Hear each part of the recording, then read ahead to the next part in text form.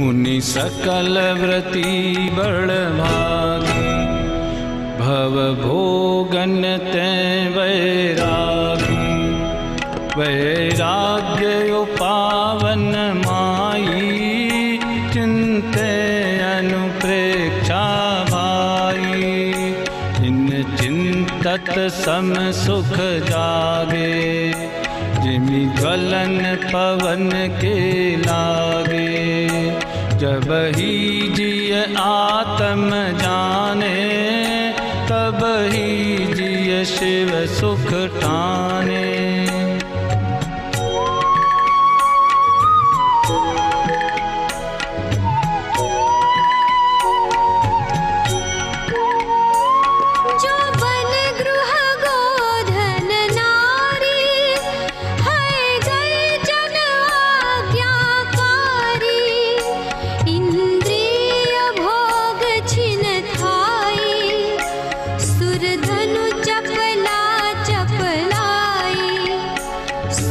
असुर खगाधिप जेते, मृग जो हरि काल दलेते।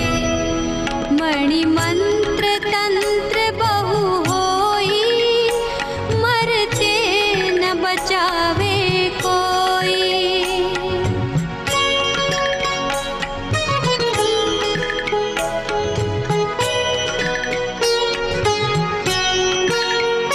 चौगति दुख जीव भरे हैं, परिवर्तन पंच करे हैं। सब विध संसार असारा, या मैं सुख नाही लगारा। शुभ अशुभ कर्म फल दे, भोगे जिय एक ही दे। सुत दारा होय न सीरी, सब स्वार्थ के हैं भीरी।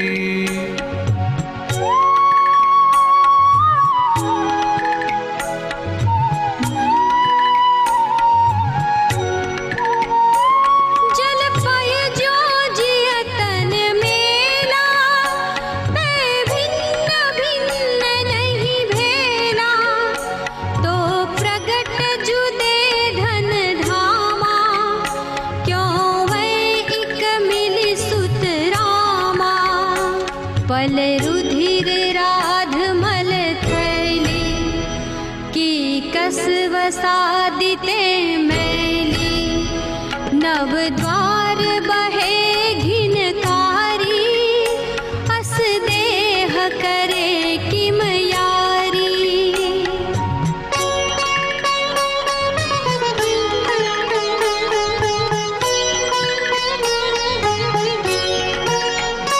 जो योगन की चपलाई, ताते हैं आश्रव भाई। आश्रव दुख कार घनेरे, बुद्धिवंत तिने निर्वेरे। जिन पुण्य पाप नहीं पूना, आत्म अनुभव चित लीना।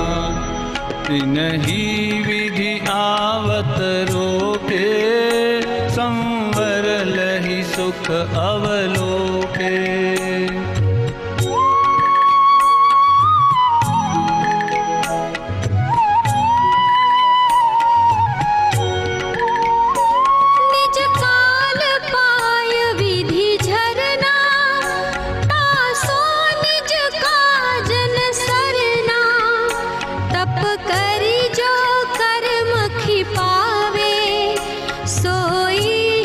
सुख दर्शावे, किन्हु न कर्यो न धरे को।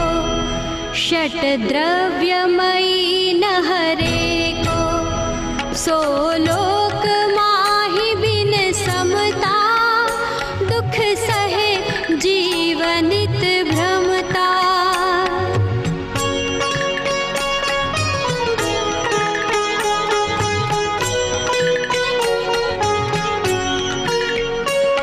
अंतिम ग्रीवक लौकी हद पायो अनंत वीर्यापद पर सम्यक ज्ञान न लाधो दुर्लभ निज में मुनि साधो जो भाव मोह ते न्यारे दृग ज्ञान व्रतादिक सारे सो धर्म जबे जिय धारे तब ही सुख अचल निहारे।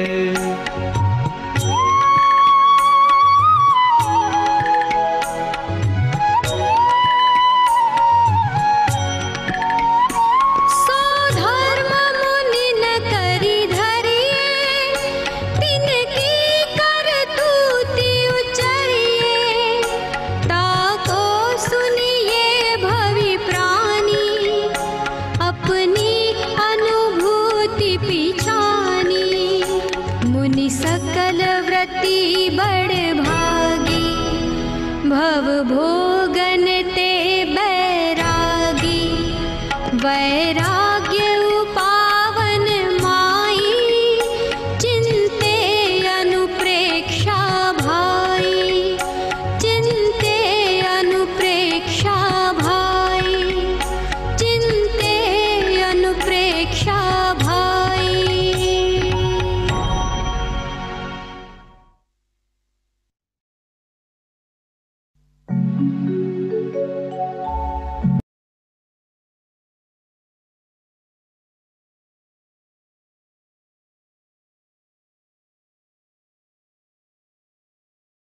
कर रहा हूं। वन्य पशुओं का शिकार ही मेरी आजीविका है। आहा, इतना विकराल सिंह, भयंकर गर्जना सुनकर सारा वन कांप उठता है।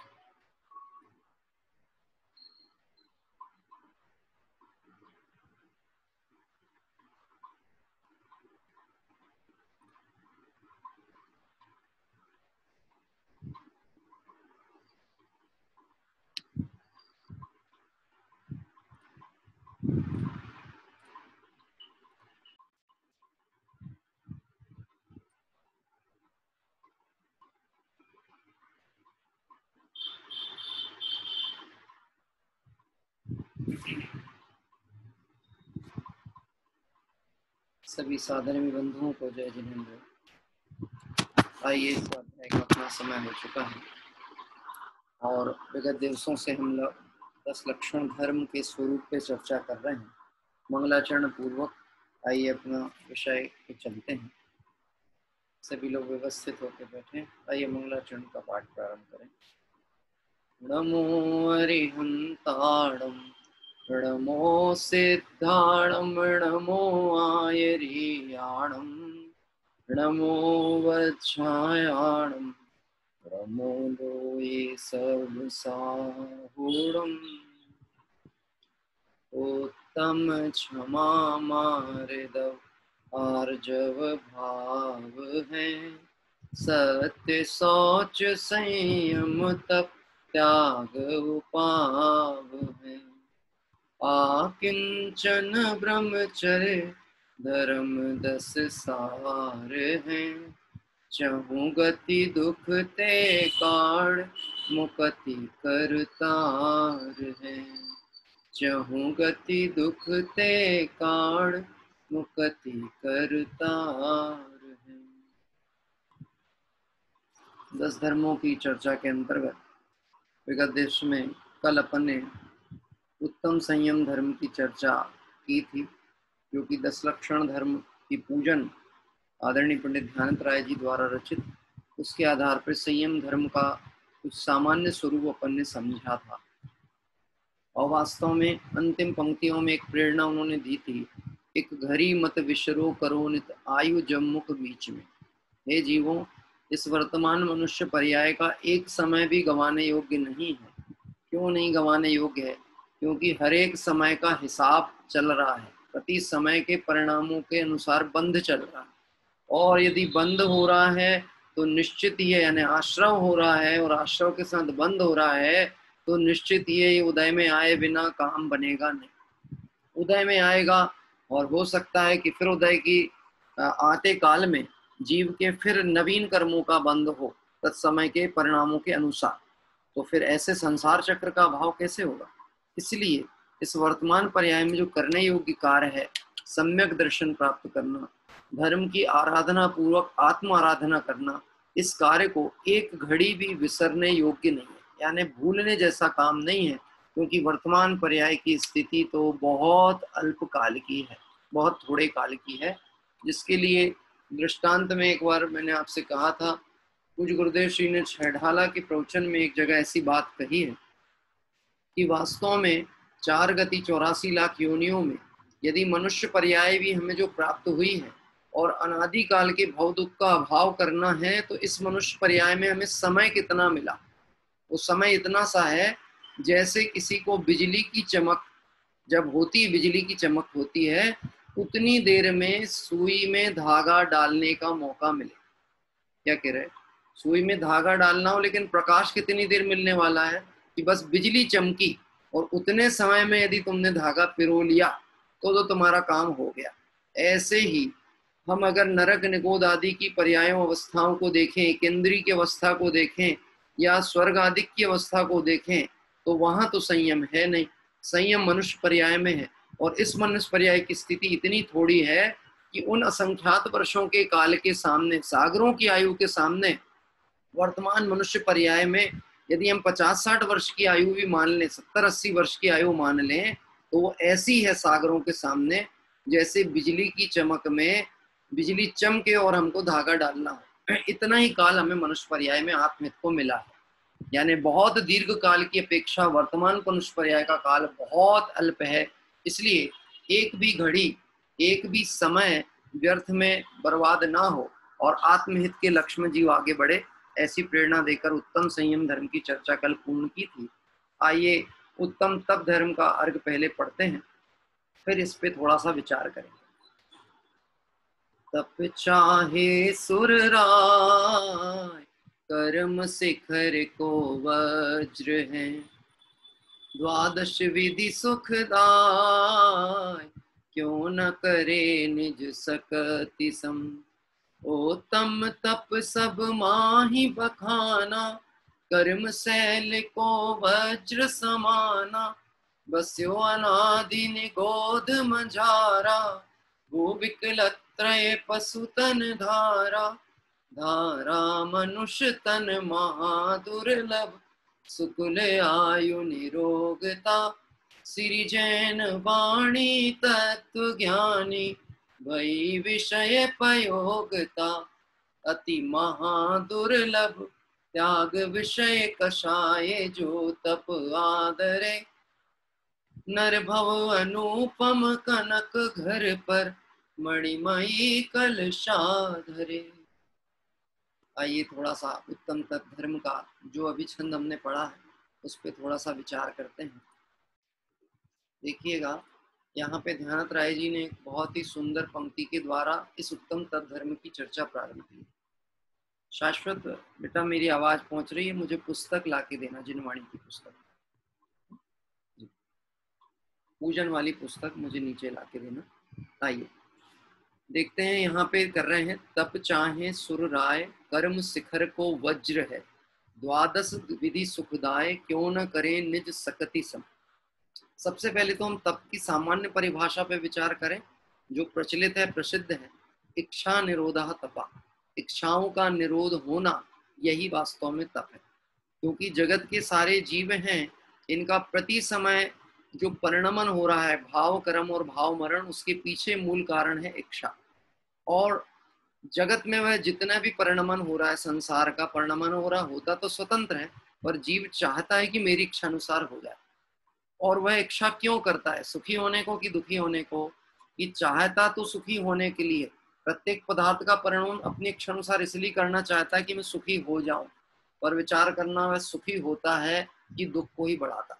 इस पे एक बात बहुत ध्यान से हमको समझने की आवश्यकता है। दो चीजें हम इसमें विचार करें। एक तो ये बात कि या तो जो कार्य है, जगत का परिणमन है, मेरी इच्छा अनुसार हो जाए तो मैं सुखी होगा, जैसा मैं चाहता हूं वैसा हो जाए तो मैं सुखी हो जाऊं। या फिर जैसा हो रहा है उसको मैं स्वीकार कर लूं। क्या करें? दो बात, या तो जैसा मैं चाहता हूं वैसा हो जाए, तो हमारी जो इच्छाएं हैं अगर आज फिर बोलेंगे तो फिर लिस्ट बनानी पड़ेगी। बोले साहब तो ऐसे में तो कॉपियां भर जाएंगी हमारी, और हमारी तो इच्छाएं अंत नहीं होने वाली। फिर भी हम विचार करके देखें, इच्छानुसार कार्य करना चाहते हैं, प्रत्येक पदार्थ में, प्रत्येक द्रव्य में, परिणमन में हम चाहते हैं इच्छानुसार हो। सबसे ज्यादा निकटवर्ती अगर हम बात करें तो हमारी इच्छा किस चीज से है? तो हमारी इच्छा इस देह के प्रति है, क्योंकि बहिरात्मपना बैठा है ना, ग्रहित मिथ्यात्व अनादि का। तो देह के प्रति अनुकूल परिणमन की इच्छा प्रत्येक जीव की चाहते हैं। कोई जीव नहीं चाहता उसके पाप का उदय आए, शरीर में रोग आ जाए, बाहर से असाता हो जाए, कोई कष्ट आए, ऐसा कोई जीव नहीं चाहता। अरे निगोदिया का जीव भी जो निरंतर कष्ट की भट्टी में पड़ा हुआ है वह भी कष्ट नहीं चाहता। अब आप विचार करना, चाहता तो नहीं है लेकिन होता है और भोगता है। तो भोगते काल में सुख का वेदन करेगा कि दुख का? ये निरंतर दुख और दुख का ही वेदन हो रहा। अब ऐसा ही आगे की पर्यायों में जीवों को देखना, चाहे वो एक इंद्रिय हो, दो इंद्रिय हो, तीन इंद्रिय हो, जिसके जितने सामर्थ्य और बल प्रकट हुआ उस हिसाब से उसकी इच्छाएं भी बढ़ती गई, लेकिन कार्य इच्छा अनुसार होने नहीं वाला। अब होने नहीं वाला है तो उसके दुख बढ़ेगा कि सुख होने वाला है? ये दुख ही बढ़ने वाला, क्योंकि कार्य इच्छा अनुसार होता नहीं। मैं आपसे प्रश्न पूछता हूँ, आज सुबह से अभी अपन ने पूजन की थी ना, सुबह और अभी तक आपके मन में कोई ऐसी दो तीन इच्छाएं हैं जो आपने दिन भर में की होंगी? एक दो इच्छाएं बता सकते हैं? दिन भर में कोई इच्छा हुई हो जो आपके मन में विकल्प आया हो कि ऐसा कार्य हो जाए, ऐसा हो, ऐसा कोई विकल्प हुआ होगा आपको दिन में? हाँ, हुआ होगा। अब वो हुआ होगा विकल्प, उस अनुसार कार्य हुआ है कि नहीं हुआ सुबह से शाम तक के हिसाब से? पर मैं ऐसे छोड़ने वाला नहीं हूँ, मैं पूछूंगा आपसे। ऐसा नहीं कि बस आपने कह दिया तो मैंने मान लिया, है ना। ये मार्ग तो ऐसा है, जब तक सत्य का सम्यक श्रद्धान ना हो जाए तब तक इस मार्ग में, मतलब इसमें ढिलास के लिए कोई स्थान नहीं है, ढीलेपन को कोई स्थान नहीं। सम्यक दर्शन में देने चाहिए 0.1% की कमी भी स्वीकृत नहीं है।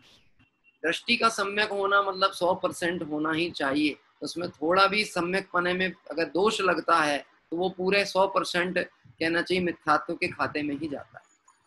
इसलिए कोई दो इच्छाएं, कौन बताएगा भैया? दिन में कोई दो इच्छाएं आपकी हुई हो, फिर पहले तो इच्छा बताओ, फिर मैं आपसे पूछूंगा वो पूरी हुई कि नहीं। अच्छा, दो नहीं तो एक तो बता ही सकते हैं कि नहीं बता सकते? कि एक तो बता ही देंगे भैया। कौन बताएगा भाई? हाथ उठाइए।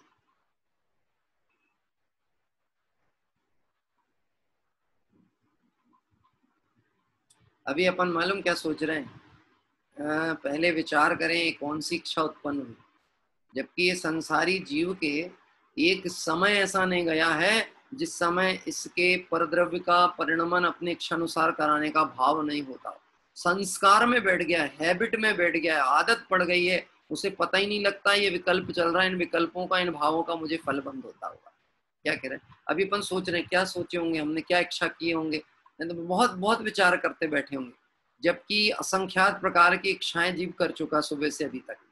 क्या कह रहे हैं? काउंटिंग में पता नहीं, हमें ना पता हो, कर्मों को तो पता है, जीव के परिणाम अनुसार बंधने वाले आश्रमों को तो ज्ञान में है कि नहीं? कर्मों को तो ज्ञान है, कर्मों में ज्ञान नहीं है, परंतु जीव के परिणामों का निमित्त पाके वो बंध रहे हैं।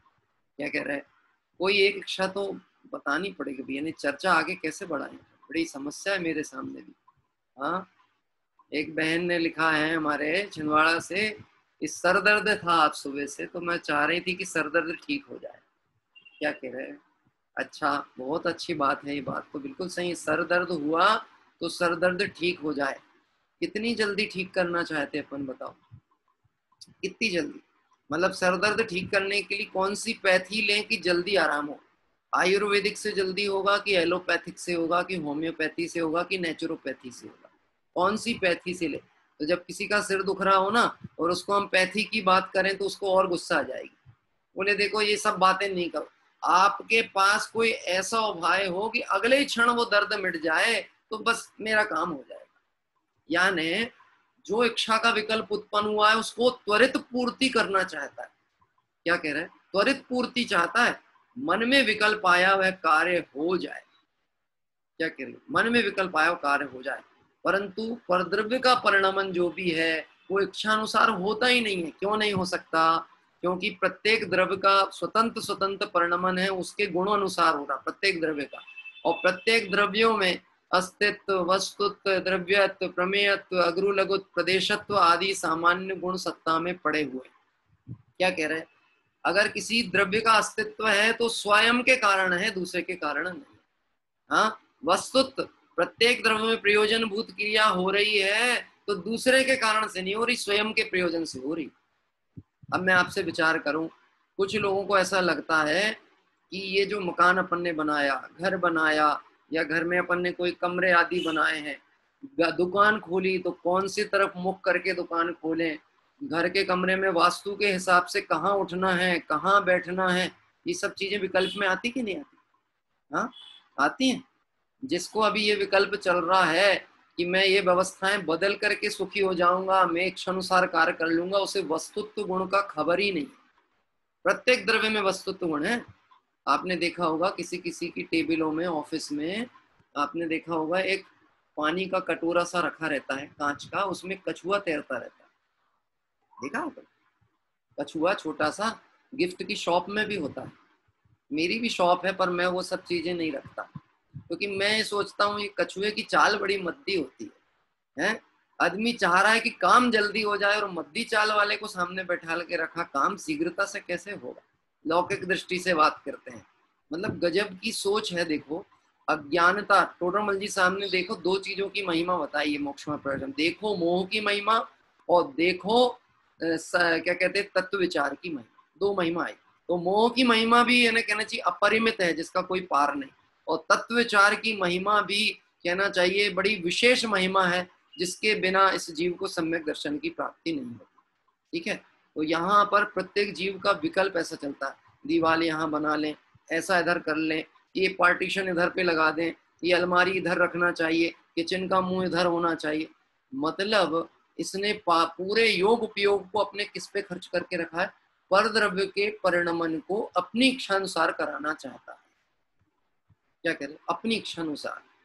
बोलो ऐसा विकल्प अपने को भी आया होगा कि नहीं आया होगा? मिथ्यात्व अवस्था में, अज्ञान अवस्था में आता है कि नहीं आता?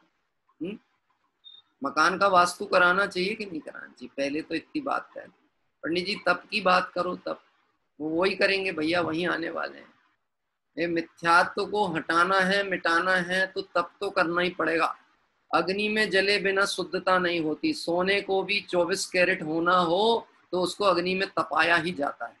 क्या कह रहे हैं? हाँ, तपे बिना नहीं होने वाला। भजन गाया था ना एक बहुत अच्छा, सचिन जी के पिताजी ने, सूरज तपे तपे रे, हाँ, वो सारा आया। तो तपे बिना काम नहीं होने वाला, तपना तो पड़ेगा। इच्छा निरोधा तपा।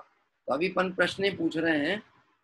क्या प्रश्न किया था मैंने, आपको ध्यान है? अभी मैंने क्या पूछा प्रश्न कि जो हमारे विकल्प उत्पन्न हो रहे हैं, हमारे अनुसार घर की इच्छाएं हो रही हैं, या हमने मकान आदि बनाया है, तो इसमें वास्तु का विकल्प हमने किया कि नहीं किया? आपने देखा?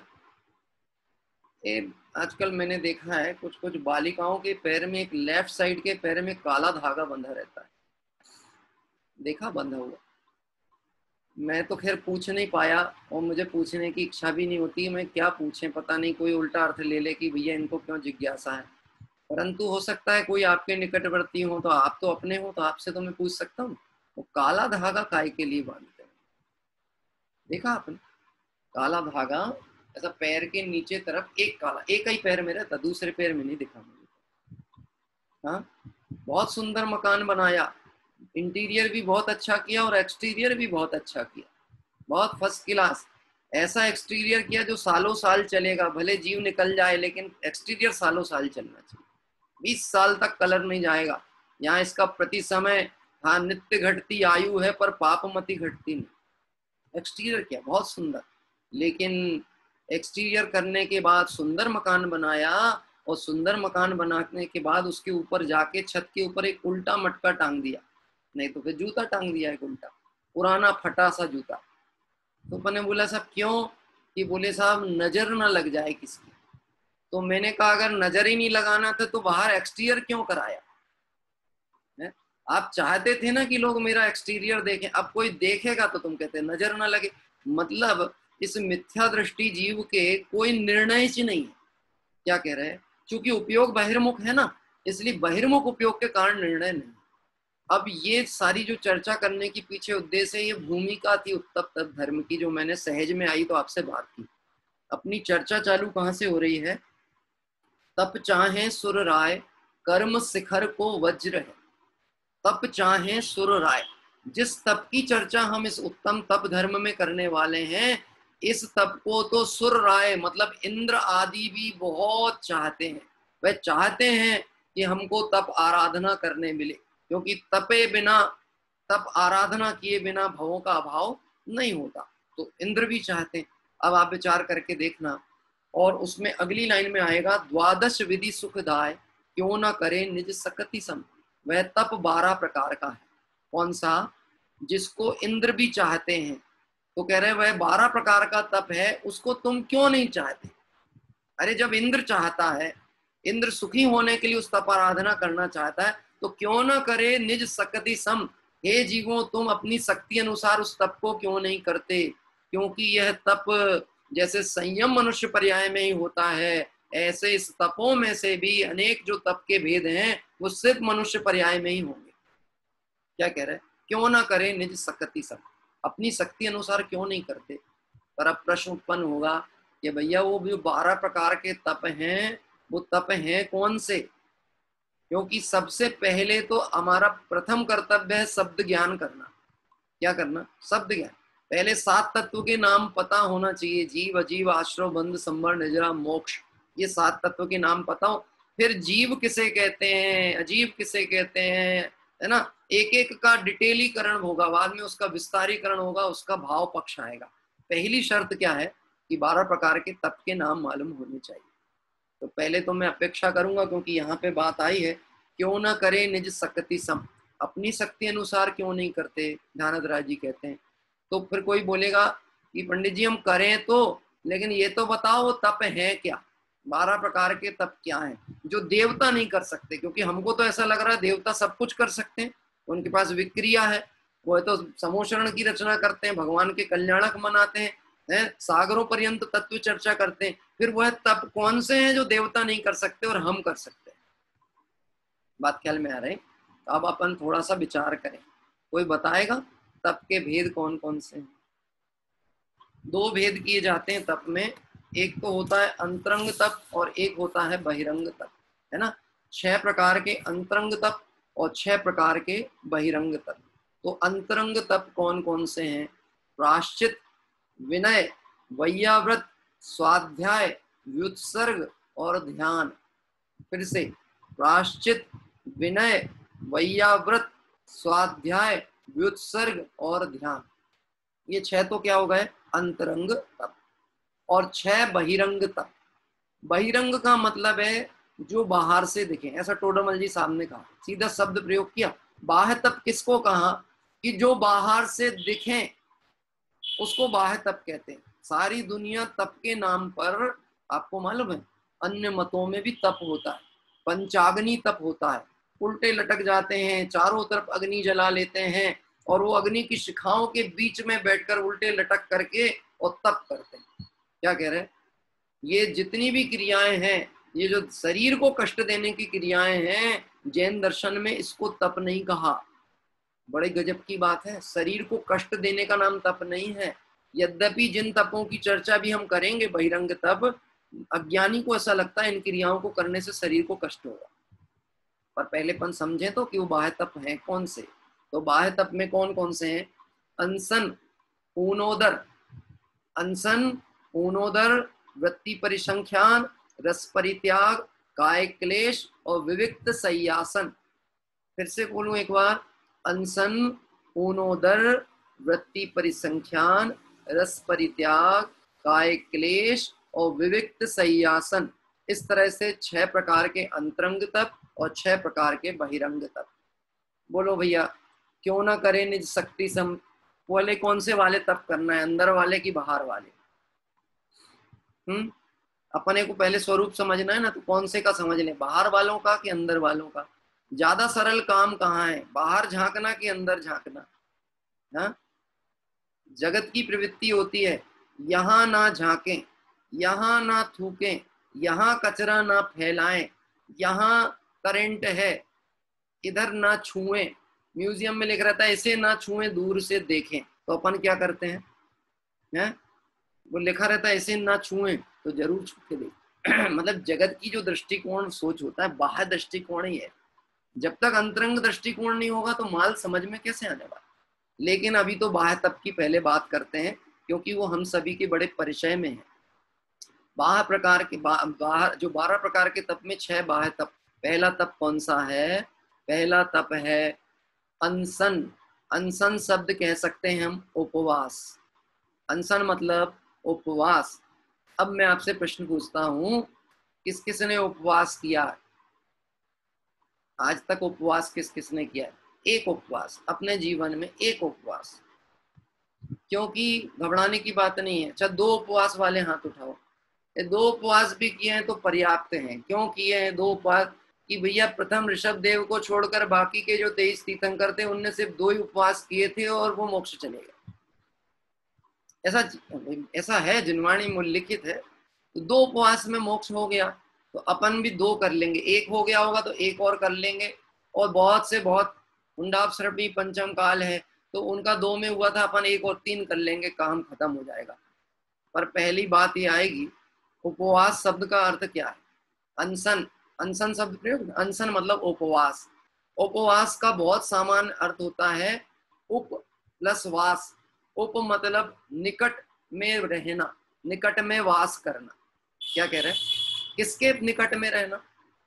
किसके निकट में रहना? प्रांजल भैया, किसके निकट में रहना? पंडित जी बाह्य तप की बात कर रहे हो कि अंतरंग तप की बात कर रहे हो? पहले क्लियर कर दो। तो बोले बाह्य तप की बात कर रहे हैं, पर शब्द क्या बता रहा है? अर्थ उपवास, निकट में रहना। किसके निकट रहना? अपने आत्मा के निकट रहना। क्या कह रहे हैं? सारे जगत के लिए उपवास शब्द की व्याख्या ये होती है भोजन नहीं ग्रहण करना, इसका नाम उपवास। क्या कह रहे हैं? इसीलिए तो बाबू युगल जी ने इतनी सुंदर लाइन डाली है, यह क्षुधा देह का धर्म प्रभु इसकी पहचान कभी न हुई। क्या कह रहे? भोजन भी ग्रहण हुआ है तो शरीर में हुआ था, वो भी कहने की अपेक्षा कथन है। आज तक शरीर ने भी भोजन ग्रहण नहीं किया। क्यों? क्योंकि शरीर एक पुद्गल द्रव्य और भोजन एक पुद्गल द्रव्य की दूसरी पर्याय, और एक पुद्गल द्रव्य में पुद्गल द्रव्य की दूसरी पर्याय का भी अभाव वर्तन कर रहा है। कौन सा अभाव चलता है? पुद्गल में पुद्गल का अभाव कौन सा घटेगा? अन्योन्य अभाव चल रहा है। गजब की बात है। सर दर्द हो रहा था ना, अभी कौन हमारी बहन है अर्चना जी ने पूछा था, सर दर्द होता है साहब, सर दर्द। बोलो सर दर्द को मिटाने का उपाय बताइए। तो बोली कौन सी गोली खाएं कि सर दर्द मिटे? आज डॉक्टर साहब नहीं दिख रहे, नहीं तो हम अब भी पूछ के बता देते। कोई बात नहीं, इतनी डॉक्टरी तो सबको आती है। क्या कह रहे हैं? इतनी डॉक्टरी तो अपने को भी आती है। अरे बड़ी बड़ी बीमारियों पे ऐसी एडवाइस देते हैं अपन बैठ के कि एमबीबीएस क्या एडवाइस देगा। फटाफट, अरे क्या कर रहे हो, ये नहीं, ये दवाई करो, ऐसा करो, इसको खा के देखो, इसको पीसो, इसको पियो, इसको सूंघो, ऐसा करो, ढेर उपाय बताएंगे। हैं? बात क्या है मेरी? सिर दर्द हुआ और मान लो आपने सिर दर्द के लिए सेरिडान या एनासिन की कोई गोली खा ली, है ना? हो सकता है मैं गलत नाम भी कह दूं, आप सुधार लेना। अब मैं आपसे प्रश्न पूछता हूँ, वो जो गोली अपन ने खाई है तो बोलो खाने से सर दर्द मिटा कि नहीं मिटा? साहब मिटा। आधे घंटे में सर दर्द एकदम ठीक हो जाता है हमारा। हाँ, इससे हमको क्या पता लगा? गोली सर दर्द को मिटाती है। ऐसा ही लगता है ना, गोली से सर दर्द मिटा। जबकि गोली जो है, जो दवाई है, वह एक पुद्गल की पर्याय। और सर दर्द मतलब ये शरीर में जो दर्द का वेदन हो रहा है ये भी पुद्गल। और जिनवाणी में कथन आता है कि पुद्गल द्रव्य में और पुद्गल द्रव्य में, एक पुद्गल द्रव्य में दूसरे पुद्गल द्रव्य का अभाव, एक पुद्गल द्रव्य की पर्याय दूसरे पुद्गल द्रव्य की छूती नहीं है। अरे एक पुद्गल द्रव्य के अंदर रहने वाली भिन्न भिन्न पर्याय एक दूसरे को स्पर्श नहीं करती। फिर बोली लगता तो है, फीलिंग में तो आता है कि सिर दर्द मिटा है। क्या कह रहे हैं? गजब की बात है। मैं आपको एक चीज बताऊं, जब हम डॉक्टरों से दवाइयां लिखा करके लेके आते हैं ना, तो डॉक्टर हमको लिख करके देते हैं 7 दिन तक ये दवाई खाना। कितने दिन तक? 7 दिन तक। लेके कितने दिन की आते हैं? मेडिकल स्टोर में जाते हैं, भले डॉक्टर ने लिखा हो 7 दिन की, अपन मांगेंगे कितने दिन की मेडिकल वाले से? 5 दिन की देना भैया। नहीं बोले डॉक्टर ने आप डॉक्टर का पर्चा नहीं देखो, हम जो बोल रहे हैं वो करो। 5 दिन की दवाई दो, ठीक है। 5 दिन की दवाई लेके आए, खाते कितने दिन की? ईमानदारी से बता। आपके घर में जो स्टॉक पड़ा होगा ना मेडिसिन का, कभी डब्बा खोल के देखना। 1 दिन 2 दिन, वो भी नियम पूर्वक। पहले दिन जब माथा दुख रहा था, जिस दिन तकलीफ थी, जैसे ही बुखार उतरा उसके बाद में तो दूसरा बुखार चढ़ता है, अरे नहीं खाना भैया, मुंह का स्वाद खराब हो जाता है, हमको नहीं खाना। मतलब तुम्हें खुद अंदर से फीलिंग आती है कि जब समय उस द्रव्य के परिणमन का काल आया था तो स्वयं परिणमित हुआ था, इन कार्यों से नहीं हुआ परिणमित। क्योंकि यदि इन कार्यों से परिणमित होता तो हम उस आज्ञा को पूरी पालन करते। तुम्हारा अंतर श्रद्धान इस बात को हिलाता है अंदर से। क्या कह रहे? इच्छा नहीं होती खाने की, दवाई रुचि पूर्वक नहीं खाते। और गजब की बात है, कई बार तो ऐसा भी होता है दवाई खाने के बाद भी नहीं मिटता ना दर्द। तो यदि दवाई खाने से दर्द मिटता तो हर स्थिति में मिटना चाहिए था, और नहीं मिटा तो इसका मतलब है दवाई सर दर्द को नहीं मिटा रही है, उसका द्रव्य का परिणमन स्वतंत्र स्वतंत्र हो रहा है। ये अध्यात्म का उदय हुआ तब ऐसे महासिद्धांत खुले हैं, पता है आपको? हैं, कैंची से कपड़ा नहीं कटता, पेट्रोल से गाड़ी नहीं चलती। ये दुनिया को समझ में नहीं आएगा, वो तो घबरा जाए कि क्या क्या फार्मूले बता रहे हैं। पेट्रोल से गाड़ी नहीं चलती, कैंची से कपड़ा नहीं कटता। हाँ, क्यों भैया, आपको समझ में आ रहा है ये सिद्धांत? नहीं, कोई बात नहीं। अभी तो अपन तप चाहे सुर राय की बात कर रहे हैं। अभी तो अपन पहले तप की चर्चा करें, बोले बाद में फिर ये सब समझेंगे निमित्त निमित्त के प्रसंगों को। गजब की बात है, कितना स्वतंत्र परिणमन। अनशन तप, पहला तप है उपवास। उपवास को सारी दुनिया समझती, भोजन के त्याग का नाम उपवास है। जबकि सूत्र में कथन आता है उपवास की परिभाषा किसको कहा? विषय कषाय आहार त्यागो यत्र विधीयते। उपवास में 3 चीजों के त्याग की बात आई है, विषय, कषाय और आहार। क्या कह रहे? विषय, कषाय और आहार। आहार को कहाँ रखा? तीसरे नंबर पे। पहले नंबर को क्या रखा? विषय। दूसरे पे क्या रखा? कषाय। और तीसरे पे रखा आहार। हम सबसे पहले पकड़ते किसको हैं? आहार के त्याग का नाम उपवास है। इसका क्या होगा? बीच वाली कषाय का क्या होगा? और इसका क्या होगा? जो विषयों का सेवन का परिणाम है। नहीं समझ में आई बात? क्या कहना चाह रहे हैं मालूम है? टोडरमल जी साहब ने निर्जरा तत्व संबंधी भूल में मोक्षमार्ग प्रकाशक में ऐसा लिखा, उपवास भी करे तो रोगी की भांति काल गंवाता है। मंदिर में जाके बैठ जाएगा तो बैठते से देखेगा दीवार टिकने को कहाँ मिल रही है। क्या कह रहे हैं? काहे से कि भैया उपवास है, कमजोरी फीलिंग हो रही है बहुत ज्यादा है, और एक काम करो थोड़ा पंखा तेज कर दो, हमने पानी नहीं पिया है, बहुत अंदर से बेचैनी है, थोड़ा तेज पंखा कर दो तो थोड़ी सी ठंडक मिल जाए। और नहीं तो एक काम करो, ठंडे पानी की पट्टी माथा पे धर दो। क्या कह रहे हैं? तूने भोजन तो त्यागा पर विषयों की इच्छा त्यागी नहीं त्यागी।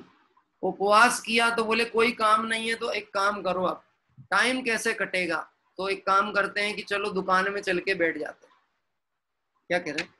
उपवास के दिन दुकान में बैठने का विधान नहीं, क्योंकि दुकान चलाने का परिणाम जो है वो सब राग से संबंधित कार्य है, विषय संबंधित कार्य है। उपवास किया है तो दुकान में नहीं बैठ सकते। विषय नहीं, कषाय नहीं, टाइम काटने के लिए टीवी देख लें बोले, क्योंकि उपवास के भी भेद है भैया। उत्तम मध्यम जघन्य तरह का उपवास होता ना, रोषधोपवास आदि के भेद है।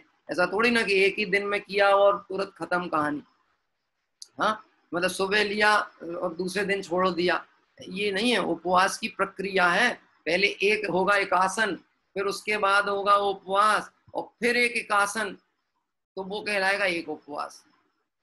हाँ, फिर पर भी यहाँ तो कह रहे क्यों ना करे निज सकति सम।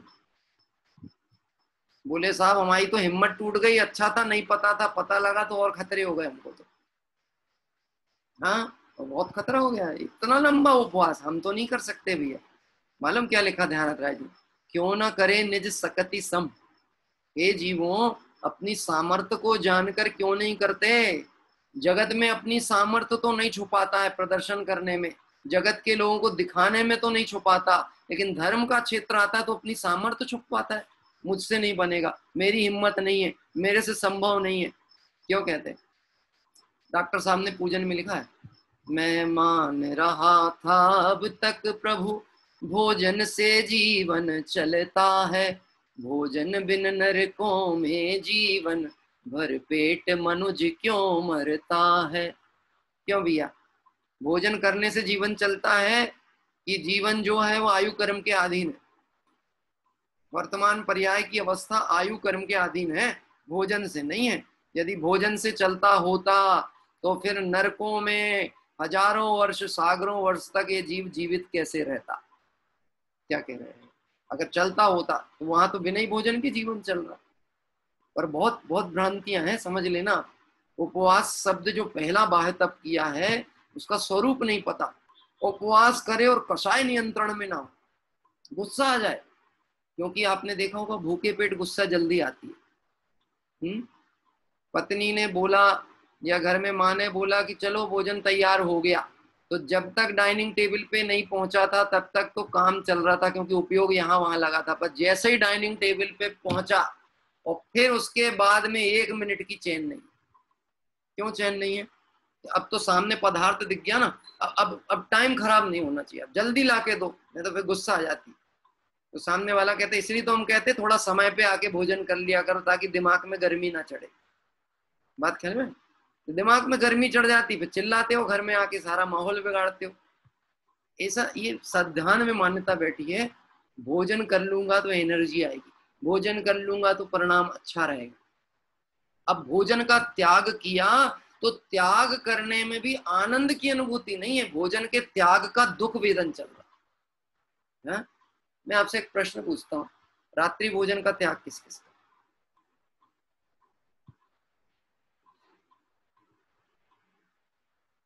बाकी लोग हाथ नहीं उठाएंगे तो मुझे कोई शंका नहीं है उनके ऊपर, सभी जैनी भाई बैठे हैं, ऐसा कोई विकल्प नहीं। ठीक है, रात्रि भोजन का त्याग। रात्रि भोजन का त्याग का मतलब क्या? कि रात्रि भोजन में जो गृद्धता का परिणाम है उसका त्याग, साथ ही साथ उन विकल्पों का त्याग। जैसे पर्यूषण पर्व आता है और हम मान लो प्रवचन के लिए कहीं गए, तो क्या होता है, रात्रि के प्रवचन के बाद में कई बार ऐसे होती ऊहापोह होता है माताओं बहनों के बीच में कि बोले वो पंडित जी खाएंगे क्या? तो कोई जो अपना, जिनके अपन घर ठहरे रहते हैं ना, तो उनसे कहते हैं ये इनकी पहचान है पंडित जी से, इनसे पूछ लो, ये पूछ के बता देंगे पंडित जी। तो वो अपने पास आते हैं बिल्कुल प्रवचन के तुरंत बाद, पंडित जी आप कल सुबह क्या लेना पसंद करोगे? क्या कह रहे हैं? आप कल सुबह भोजन में क्या लेना पसंद करो? तो आपकी जो अनुकूलता वो व्यवस्था होगी, आप बिल्कुल अपना घर समझ के बता दो। तो मैंने कहा भैया अपना घर समझ के तो बता दे, पर अभी तो मंदिर में है, अभी तो मंदिर ही समझे ना, अभी घर की बात कैसे करें? अच्छा ठीक है साहब, घर चल के बात करें। घर पहुंच गए, अब घर पहुंच गए तो अब तो बता दो कि कल सुबह क्या लोगे? तो हमने कहा भैया मेरे रात्रि भोजन का था। बोले पंडित जी हम ये कहाँ बोल रहे हैं कि अभी अभी की बात, हम तो कल की पूछ रहे हैं ना, कहाँ की बात करें? कल की पूछ रहे हैं और आप कह रहे हैं रात्रि भोजन का। भैया जिसका त्याग है उसकी चर्चा भी कैसे की जा सकती है, उसका विकल्प भी कैसे उत्पन्न किया जा सकता है? अब उपवास में भोजन का त्याग किया और विकल्प में यही चल रहा है, मैंने भोजन नहीं किया, मैंने भोजन नहीं किया, मैंने भोजन नहीं किया, तो वास्तव में कषायों का ही पोषण तो चल रहा है। जबकि भोजन के विकल्प को छोड़ करके स्वरूप के निकट आके बैठना चाहिए था। कषाय कम होनी चाहिए थी, कषाय भड़कनी नहीं चाहिए थी। कई बार ऐसा होता है, जैसे अभी इसके बाद एक दूसरा आने वाला है, एक तीसरे नंबर पे आएगा अनशन ऊनोदर, और उसके बाद रस परित्याग आएगा ना, रस परित्याग। तो मानो किसी के रस का परित्याग हो, तो 6 प्रकार के रस हैं, मीठा है, आपका खट्टा है, दही है, ये सारी जो चीजें, कड़वा, कसायल आदि। तो जिस दिन हमारा मीठे का त्याग है, मान लो उस दिन गलती से कुछ मिठाई घर में बन जाए, तो मालूम अपन क्या कहेंगे, आज हमारे रस का त्याग है मीठे का, एक काम करो हमारे लिए डिब्बे में रख दो, हम कल खाएंगे। तो बोलो आपके उस विषय का त्याग हुआ कि ग्रहण ही चल रहा? कहने का त्याग है, परिणामों से तो ग्रहण है। ऐसे उपवास का मतलब भोजन त्याग नहीं, भोजन का त्याग करे और कषाय विषय में रहे तो इसको लंघन कहा गया है। जैसे कभी आपने देखा होगा कोई व्यक्ति बिल्डिंग के नीचे दब गया, बिल्डिंग अचानक भूकंप आया और बिल्डिंग गिर गई, 7 दिन बाद आदमी जिंदा निकला, तो मैं आपसे प्रश्न पूछता हूँ, 7 दिन तक ना उसने पानी पिया था, ना कर्ण भोजन का एक गया था, तो 7 दिन का उपवास हो गया कि नहीं हुआ उसका? है? और दब के निकला है, बिल्कुल तप के निकला है, बिल्कुल अच्छा तपा हुआ था ईंट मिट्टियों के नीचे। तो बोले तपस्या हुई कि नहीं हुई उसकी? बोले क्यों नहीं हुई? भाई भोजन का त्याग तो था। आप समझ सकते हो कि यहाँ पे भोजन के त्याग का मतलब आहार का त्याग नहीं, आहार के विकल्प का त्याग करके और उस समय अपने उपयोग को मैं अनाहारक आत्मा हूं ऐसा विचार करना, ये बाह्य तप का पहला लक्षण। जी जैन दर्शन भाई साहब बड़ा गजब का मार्ग है, यहाँ बाहर की चर्चा भी अंदर से ही चालू होती है। क्या कह रहे हैं? बाह्य तप का परिचय भी अंतर से ही होता है। दूसरे पे आ जाए। अच्छा, उपवास सरल है कि एकासन सरल है? दूसरा ऊनोदर। ऊनोदर मतलब क्या होता है? ऊनोदर मतलब ऊन मतलब कम, उदर मतलब पेट। शरीर में जितना, पेट में जितना समाता है उससे थोड़ा कम आहार लेना, उसको कहते हैं ऊनोदर, जिसको हम कहते हैं एक आसन। अपन लोग बोलते हैं एक आसन, ऊनोदर एक आसन। अब अपन विचार करें, एक आसन अपन ने मन में लिया कि आज अष्टमी हम एक आसन करेंगे, तो रोज तो प्रतिदिन भोजन करते थे अपन 10:30 बजे 11 बजे सुबह, लेकिन एकासन के दिन भोजन कब करेंगे? बता सकते कितने बजे करना चाहिए? क्योंकि मेंटेन करना है ना पूरे टाइम को, बॉडी को, सुबह और शाम का एवरेज बैठालना पड़ेगा कि नहीं बैठालना पड़ेगा? तो जल्दी कर लेंगे तो शाम का क्या होगा? तो बोले एक काम करो, मैं 2-3 घंटे जरा दुकान में बैठ के आता हूँ, कि उपयोग वहां लगा रहेगा तो फिर भोजन का विकल्प नहीं आएगा। ये नोट आते रहेंगे ना, तो उपयोग लगाना कहीं तो लगाऊं मैं, वहां उपयोग लग गया तो भोजन का विकल्प नहीं आएगा। एक आसन हो गया, एक आसन बैठ करके भोजन हो गया। अब मालूम है मोही जीवों की स्थिति भी कैसी होती है? शब्द तो है ऊनोदर, लेकिन उस दिन खाया जाता है दूनोदर, डबल, क्योंकि सुबह का भी और शाम का भी। पत्नी भी कहेगी एक रोटी तो और ले लो, थोड़ी खीर और खा लो, अब शाम को तो कुछ खाना ही नहीं है ना, तो अभी खा लो। वंदना जी बता रही दिल्ली में तो 3 बजे तक एक आसन चलता, भैया गजब हो गया भाई। है राजधानी में इतनी उठापटक चल रही है, गजब हो गई। 3 बजे एक आसन। आप विचार करना, टोडरमल जी साहब ने कहा है जीव को वस्तु स्वरूप का निर्णय विचार नहीं हो रहा, खबर नहीं है मार्ग क्या है, अपनी बुद्धि इच्छानुसार धर्म का निर्णय करना चाहता, ऐसे तो मार्ग प्रशस्त नहीं होने वाला है ना। एक आसन एक टाइम करना है, कितने बजे करना? और वास्तव में आप बहुत ध्यान से समझना, उपवास से बड़ा तप है एकासन। क्या कह रहे हैं? गजब हो गई भैया, हम तो भूखे सुट गए व्यर्थ में ही। तुमने बताया कि भोजन कर लेने में धर्म ज्यादा था, और फिर एक बात है, जब एक बार भोजन करने में धर्म है तो 2 बार करने में डबल धर्म है, 3 बार करने में ट्रिपल धर्म है, और जिनका मुंह ही बंद ना हो उनका तो धर्म ही धर्म है। क्या कह रहे हैं भाई? लॉजिक तो यही कह रहा ना कि उपवास करने से बड़ा तप है एकासन। पर गजब की बात है, देखो इसमें क्या जैन दर्शन का भाव पक्ष है, उसको समझना पड़ेगा। देखो ऐसा नहीं समझना जिसकी सामर्थ्य उपवास करने की उसे उपवास करना ही चाहिए, जिसकी सामर्थ्य नहीं है सो एकासन करना। पर अब ध्यान से देखना कि उपवास से बड़ा तप जो एकासन को कहा सो क्यों कहा? वास्तव में यहाँ आहार के त्याग के नाम को धर्म नहीं कहा है, यहाँ पे विकल्प से हट करके निर्विकल्प आत्मा में ठहरने को धर्म कहा। देखो शरीर में दिगंबर मुनिराज भी हैं, तो मुनिराज तप भी करते हैं और आहार भी लेते हैं। 6 ढाला में लिया है, ले तप बढ़ावन हेतु नहीं तन पोषते तजी रसन को। शरीर की स्थिति देखते हैं कि शरीर में प्रमाद आ रहा है तो भोजन का त्याग, और शरीर में शिथिलता देखते हैं तो भोजन का विकल्प। क्या कह रहे हैं? ऐसा लगा कि कमजोरी फील हो रही है, आत्म आराधना में उपयोग शिथिल हो रहा है, तो आहार भी लेते हैं, और फिर उसके बाद ऐसा लगता है शरीर को ज्यादा पोषण होने लगा, अब फिर प्रमाद आ रहा है, तो फिर उपवास कर लेते हैं, एकासन कर लेते हैं, नियम ले लेते हैं, 3-3 दिन तक उपवास करते हैं। अरे ऋषभ देव आदि ने तो 6 महीने तक भोजन का विकल्प नहीं आया। बात कहल में अब आप समझना, उपवास से बड़े एकासन को क्यों कहा? जैन दर्शन परिणामों पे टिका हुआ धर्म है। आपके परिणाम धर्म में जितने ज्यादा जिस काम से लग सके उसको धर्म संज्ञा दी गई। देखो, उपवास किया, इसका वास्तविक स्वरूप नहीं पता रहा और परिणाम शिथिल हो गए। मेरे साथ ऐसे प्रसंग आए, मैं पिताजी के साथ दादर आया था, भाई साहब अतुल जी साहब एक बार दादर आया था मुंबई। तो दादर में जो अपना सीमंदर जिन मंदिर ही है ना, सीमंदर ही मंदिर है शायद, तो वहां पर बहुत सारे अपने श्वेतांबर पक्ष के भाई भी जुड़े हैं।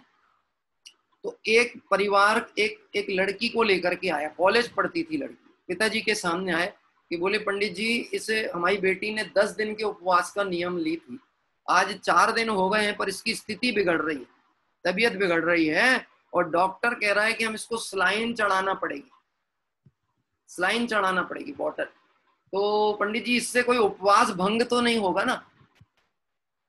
क्या कहा? उपवास भंग तो नहीं होगा ना? अब वो गजब की बात है भैया, ये जिनवाणी में तो कहीं लिखा ही नहीं सलाइन चढ़ा सकते उपवास वाले, तो बताएं क्या? पहले तो ये निर्णय करना कि उपवास किया काहे के लिए था। तो हमने उससे पूछा पापा ने कि बेटा आपकी दिनचर्या क्या है?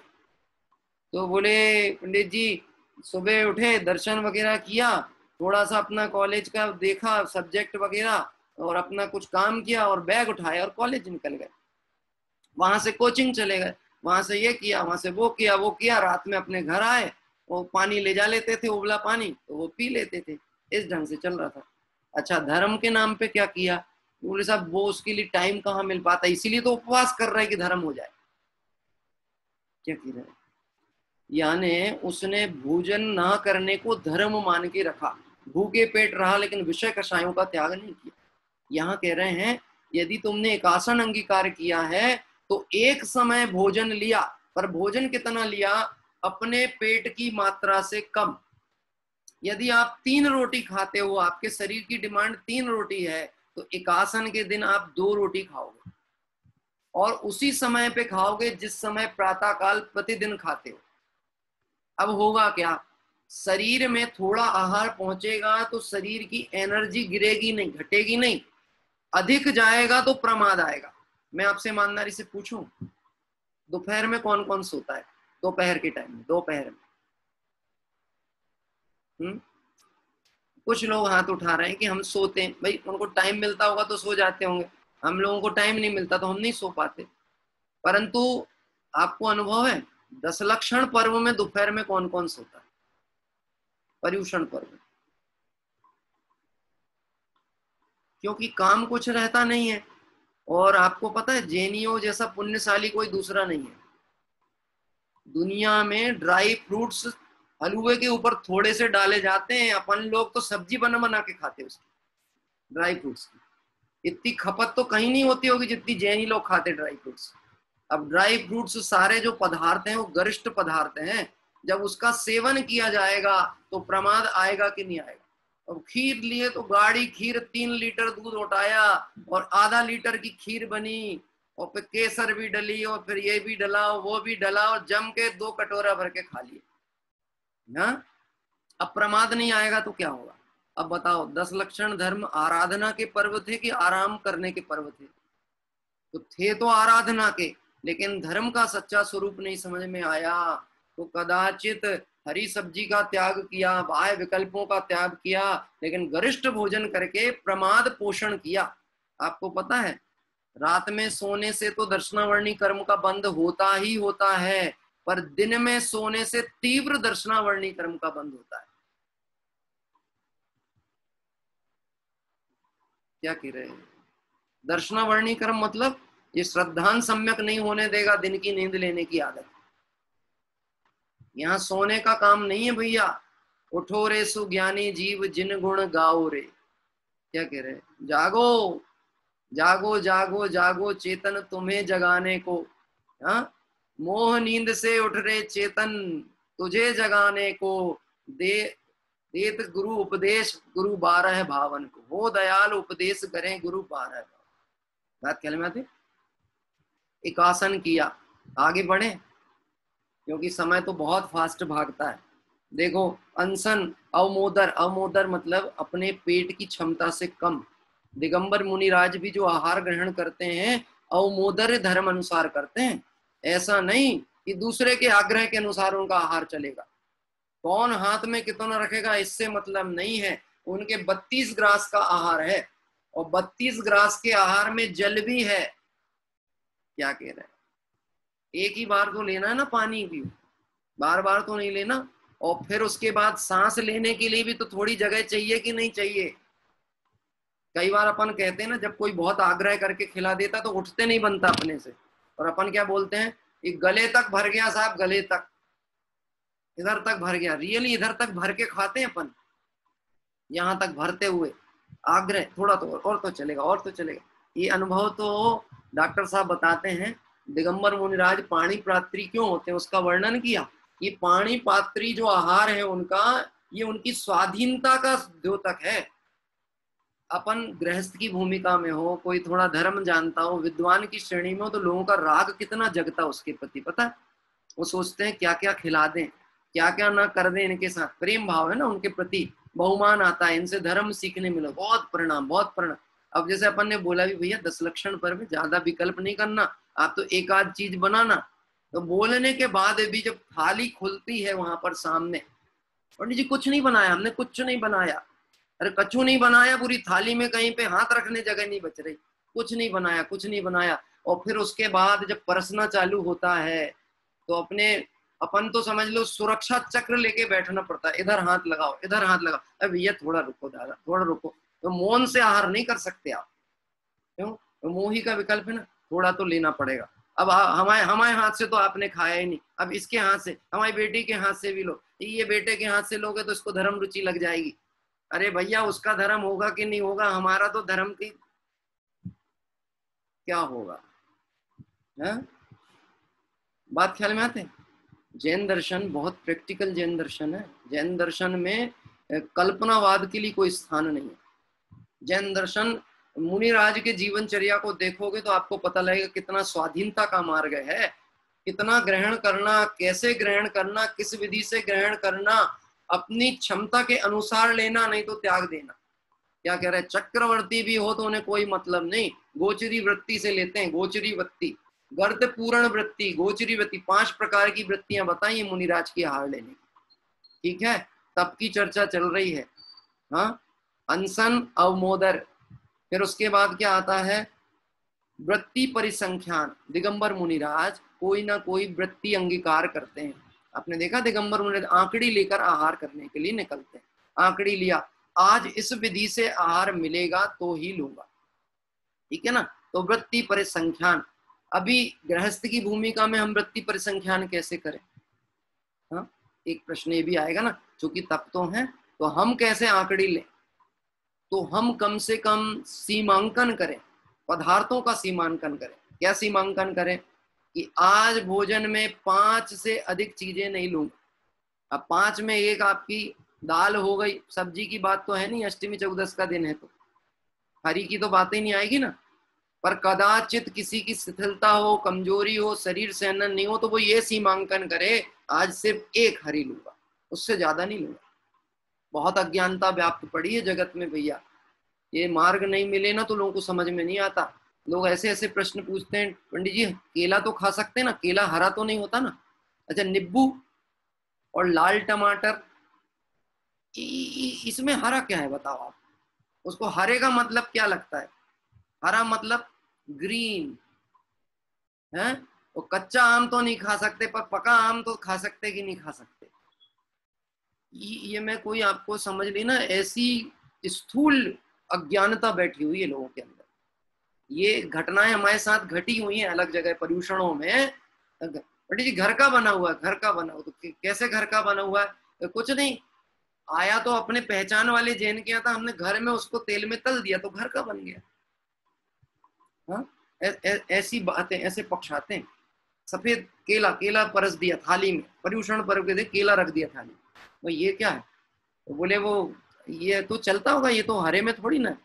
आपको गुजराती में क्या कहते हैं? गुजराती लीलोत्री कहते हैं क्या? लीलोत्री पंडित आ लीलोत्री नहीं, लीलोत्री नहीं, आ तो धवल छे। क्या? तो धवल छे, श्वेत छे, तो ये तो चलेगा चाल से पंडित जी, चाल से। अब आप विचार करके देखना, हमको स्वरूप नहीं मालूम है, इसलिए अज्ञानता अपने अंदर बैठी हुई। देखो, वृत्ति परिसंख्यान, सीमांकन करना। मुनिराज के धर्म की चर्चा जब करेंगे तो बहुत वर्णन है। मुनिराज ऐसी वृत्तियां क्यों अंगीकार करते हैं, आंकड़ियां क्यों लेते हैं। वास्तव में जिस चीज की पहली लाइन आई है, तब चाहे सुर राय कर्म शिखर को वज्र है, क्योंकि ये जो भोजन आदि संबंधी विकल्प है, जिसे गृहस्थ की भूमिका में मनुष्य पर्याय में तप कहा है, वो देवों के नहीं हो सकता। क्यों नहीं हो सकता? यद्यपि देवों के आहार नहीं है, तो भी उनके क्या कह रहे हैं, तो भी उनके उपवास नहीं है।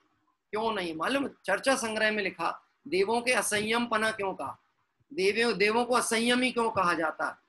क्योंकि इच्छाओं के निरोध का नाम तप है। अब देवताओं के देखा जाए तो तत्व चर्चा कर रहे हैं, भोजन का विकल्प नहीं आया, लेकिन जैसे ही विकल्प आया और तुरंत कंठ से अमृत झड़ गया, इच्छाओं को रोक नहीं सकते हो। क्या कह रहे हैं? अपने साथ तो मालूम एक स्थिति होती है, अपने को भोजन करने का विकल्प आया और अपने बाहर का त्याग है, तो अपने को भोजन बनाना पड़ेगा कि नहीं बनाना पड़ेगा? व्यवस्था करनी पड़ेगी, नहीं पानी छानो, भोजन शुद्ध करो, बनाओ, पीसो, ये वो, इतना बनाते बनाते 2 घंटा लग जाए। मैंने देखा है बहुतायत माताएं बहनें पुरुषों के भोजन करने के बाद ही करती हैं और बहुत अच्छा व्यंजन भी बनाया और 2 बज गए उनको, और फिर उनसे बोला जल्दी कर लो भोजन, तो कहती अब तो भूख ही मर गई। क्या ये सुना आपने सर? भूख मर गई, अब हमारी अब भूख नहीं लगी, भूख मर गई। तो भूख कैसे मर जाती? हाँ, वो विषय के पदार्थ संबंधी इच्छाओं की तारतम्यता होती ग्रहण करने की, और वो समय बीता तो उसका ऑटोमेटिकली उसके प्रति आकर्षण कम हो जाता है।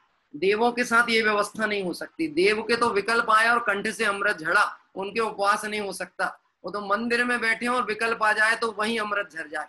अपने तो ऐसा होगा कि विधान पूरा करेंगे फिर जाएंगे, और हो सकता है विधान में बहुत अच्छी अनाहारक आत्म स्वभाव की चर्चा सुनी तो जाके बोले भैया अब हम तो एक ही टाइम आहार करेंगे और अब बाकी समय हम धर्म आराधना करेंगे।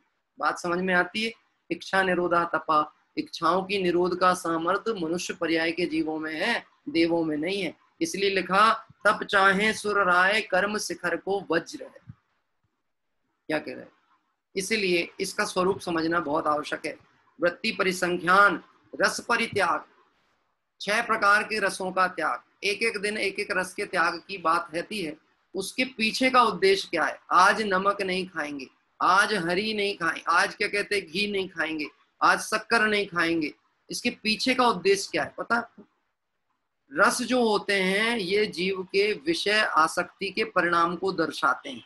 आपकी थाली में कुछ पदार्थ तो ऐसे होते हैं जो शरीर की पौष्टिकता के कारण है, जैसे कि आपकी अनाज की रोटी हो गई, दाल हो गई, सब्जी हो गई।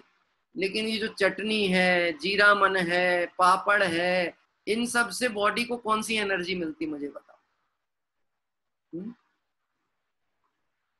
और आपको चटनियों की वैरायटी देखनी हो तो गुजराती भाइयों की भोजनशाला में देखो। क्या कह रहे हैं?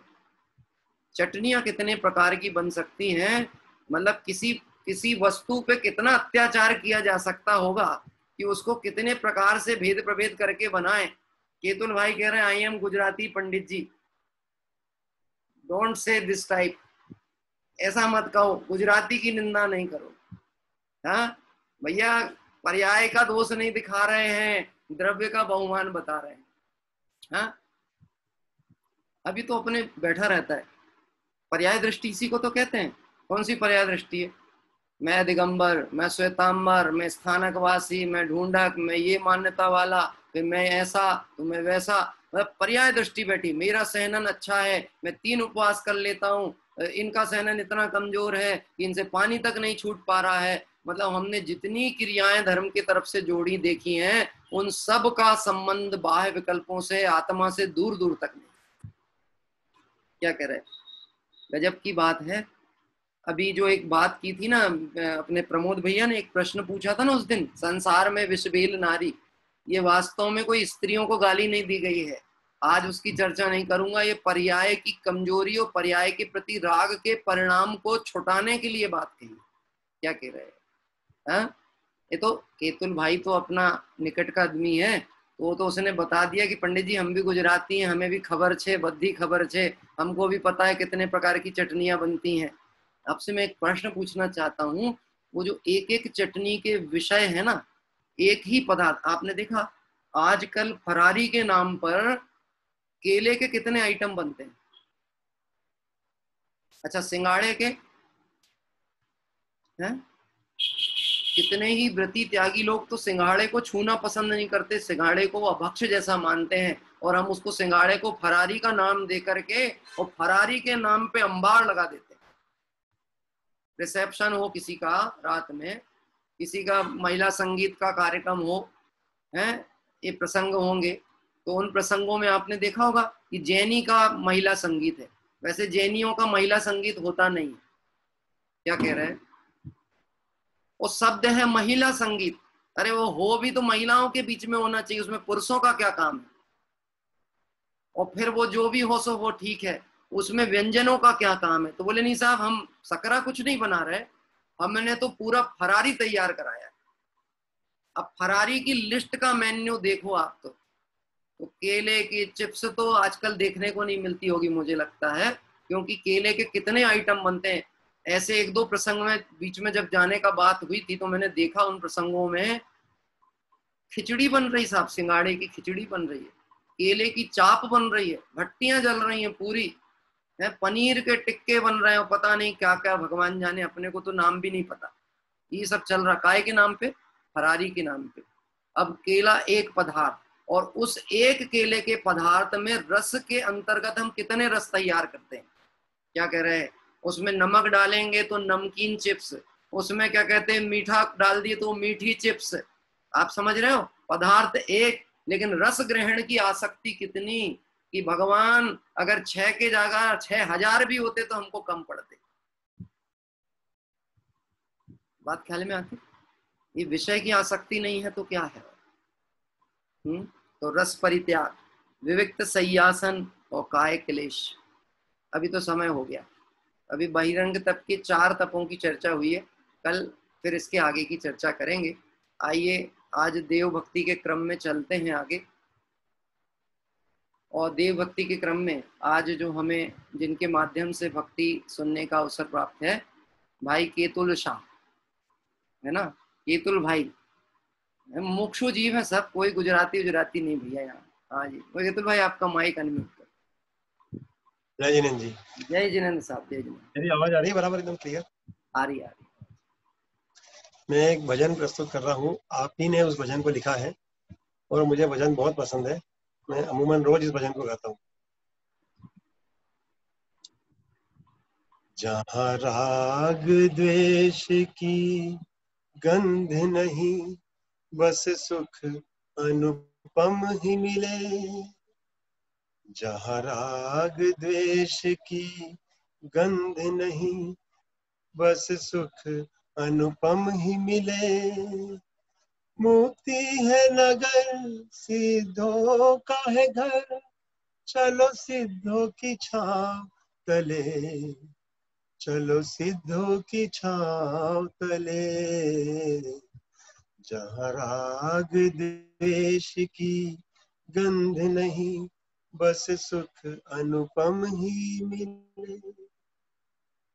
गुण रूप जहाँ चमके तारे, और चांद हो समकित का, अंतर वीणा प्रतिक्षण गाती, आत्म के गीत सदा। अंतर वीणा प्रतिक्षण गाती, आत्म के गीत सदा। चैतन्यमयी इस उपवन में हम मुक्ति वधू से मिले। मुक्ति है नगर, सिद्धों का है घर, चलो सिद्धों की छांव तले, चलो सिद्धों की छांव तले। जहाँ सुख स्वरूपी अंबर पर उड़ती है ज्ञान पतंग, ध्रुव दृष्टि डोर से बंधी हुई, अविचल स्थित है उतंग। ध्रुव दृष्टि डोर से बंधी हुई, अविचल स्थित है उतंग। ये देख नजारे अनुपम से, भविजन मन कमल खिले। मुक्ति है नगर, सिद्धों का है घर, चलो सिद्धों की छांव तले, चलो सिद्धों की छांव तले। जहाँ राग द्वेष की गंध नहीं, बस सुख अनुपम ही मिले। जय जय।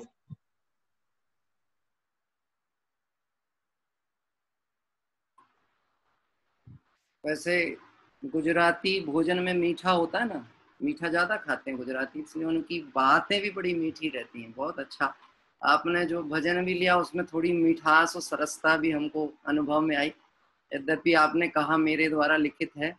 और सर्वप्रथम बहुत पहले जब पाठशाला के बच्चों को हम पढ़ाते थे या उनके लिए कार्यक्रम, सांस्कृतिक कार्यक्रमों का विकल्प बहुत होता था, मुझे ध्यान है ये भजन उस समय लिखने में आया था, लगभग शायद आज से 16-17 साल पहले लिखने में आया था।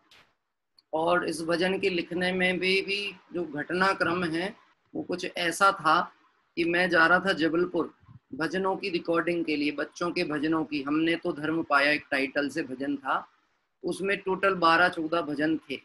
और वह भजन जब जा रहा था रास्ते में, तो रास्ते में बस पंचर हो गई और 1:30 बजे रात के थे लगभग, वो बस पंचर हो गई। अब वो बोले कि अभी तो 2-3-4 घंटे लग जाएंगे गाड़ी सुधरने में, तो अभी करें क्या। तो वहां पर वो अचानक एक धुन ऐसी ध्यान में आई, तो लोग बस से उतर गए। वो जंगल का समय था, पूरा जंगल ही जंगल, घना जंगल, घाट सेक्शन पे गाड़ी खड़ी थी। तो देख रहे थे अब टाइम कैसे काटें, तो यहाँ वहां जाकर के लोग बैठ गए, मैं भी बैठा था। बैठे बैठे मेरी नज़र ऊपर गई, यानी आकाश की तरफ, तो तारे वगैरह चमकते हैं ना, तो वो देख करके मेरे मन में भाव आया कि भाई बच्चों के लिए उपमान तो इस ढंग के हों जो बच्चों को आसानी से समझ में आ सकें। तो पहले इसका अंतरा बना, मुखड़ा बाद में बना, लेकिन एक भाव था कि यदि हम कहीं चलें, उस स्थान की सैर को चलें, तो वो स्थान कैसा होना चाहिए जहाँ राग द्वेष की गंध नहीं, बस सुख अनुपम ही मिले। मुक्ति है नगर, सिद्धों का है घर, चलो सिद्धों की छांव तले। है ना, गुण रूपी जहाँ चमके तारे और चांद हो समकित का, अंतर वीणा प्रतिक्षण गाती आत्म के गीत सदा। वहां वो रात में आपने देखा होगा जंगलों में थोड़ी सी आवाजें आती रहती ना, छोटी छोटी कीड़ों की आती हैं। तो मैंने सोचा कि ये कीड़ों की आवाजों में तो बच्चों को भय लगता है, तो दिगंबर मुनिराज क्या करते होंगे इस घने जंगलों में बैठ करके। अंतर वीणा प्रतिक्षण गाती आत्म के गीत सदा, अंदर का आनंद भोगते रहते हैं, ऐसे उपमानों का प्रयोग करके। और ये ऑन द वे भजन लिखने में आया और वो बाद में रिकॉर्ड हुआ। और बाद में रिकॉर्ड होने के बाद वो अभी तक पंच कल्याणकों में 4 बार अलग अलग धुनों में रिकॉर्ड हुआ। अभी जो इन्होंने ली ना, ये सबसे अंतिम धुन है जो संवेद शिखर जी के पंच कल्याणक प्रतिष्ठा महोत्सव के लिए फिर से रिकॉर्ड हुई थी, उस माध्यम से ली। बहुत अच्छे ढंग से आपने प्रस्तुत किया, अच्छे ढंग से उन गीतों के साथ में कहना चाहिए न्याय भी किया। अभ्यासी जीव हैं, संगीत का भी अच्छे रुचि रखते हैं केतुल भाई। क्षमा करना केतुल भाई, गुजराती वाली बात पे कहीं बुरा मानने की जरूरत नहीं भैया, है ना। क्योंकि हम जिस अध्यात्म मार्ग के जीव हैं, जिस द्रव्य स्वभाव की महिमा जानने वाले गुरुदेव के शिष्य हैं, यहाँ पर्याय दृष्टि को तो साइड में ही रखने की बात की जाती है। क्या कह रहे हैं, सारा चक्कर ही तो वहां से चालू होता है। इसलिए उस चक्कर को मिटाने के लिए अपने आत्म वैभव की महिमा को हम जाने समझें, ऐसी भावना के साथ ये भक्ति अभी यहाँ पर हमने सुनी। आइए अब भाव प्रतिक्रमण का पाठ करते हैं और इसके उपरांत माँ जिनवाणी की स्तुति करेंगे अपन। हे अरहंत प्रभो, मुझसे मन वचन काय द्वारा कृत कारित अनुमोदना द्वारा समरंभ समारंभ आरंभ द्वारा क्रोध मान माया लोभ द्वारा, प्रमाद इत्यादि विभावों द्वारा इस भव में या पूर्व भव में सच्चे देवशास्त्र गुरु की अभिनय हुई हो, व्रतों में अतिक्रम व्यतिक्रम अतिचार अनाचार दोष लगाया हो, एकेंद्री से लेकर पंचेंद्री तक किसी भी जीव की हिंसा हुई हो, विराधना हुई हो, दिन या रात में लगाए सर्व दोषों का प्रायश्चित करता हूं,